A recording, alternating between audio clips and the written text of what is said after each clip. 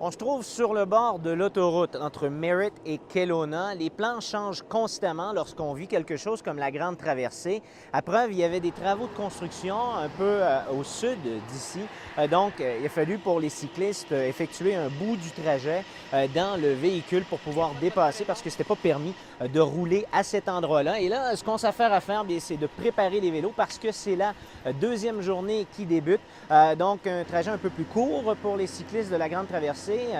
Environ une centaine de kilomètres. Ça va les amener jusqu'à Kelowna, là où ils vont se rendre à une des écoles du Conseil scolaire francophone, l'école Lance au Sable. Donc, encore une fois, les cyclistes, les jeunes et les adultes qui se préparent un peu à toutes les conditions possibles parce que présentement, il fait soleil, mais ça ne veut pas dire qu'un peu plus tard, la pluie ne se mettra pas de la partie. D'ailleurs, la pluie était au rendez-vous pour la première journée. Une première journée quand même un peu plus difficile que certains l'auraient prévu. Là-dessus, on va écouter les commentaires de deux jeunes cyclistes.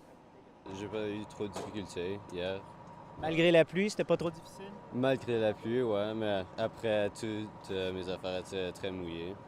Même encore, mes pantalons et mon chandail sont mouillés.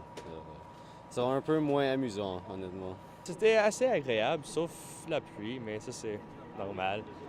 C'était amusant, on parlait avec les gens, puis ouais, c'était assez agréable. Combien de kilomètres tu as roulé hier? J'ai fait tout le trajet de Coquitlam jusqu'à Hope. Donc, je crois que c'est 120, ouais. Si les élèves, eux, participent pendant quelques jours et chaque province effectue à relais le territoire qui lui appartient, il y a des gens pour qui la Grande Traversée, ça va durer 18 jours. C'est le cas de Laurent Brisebois, qui est l'organisateur de cet événement, mais également un accompagnateur, Jean-Luc Brassard, qui nous parle un peu de son expérience. Ils sont très bons, meilleurs que je pensais.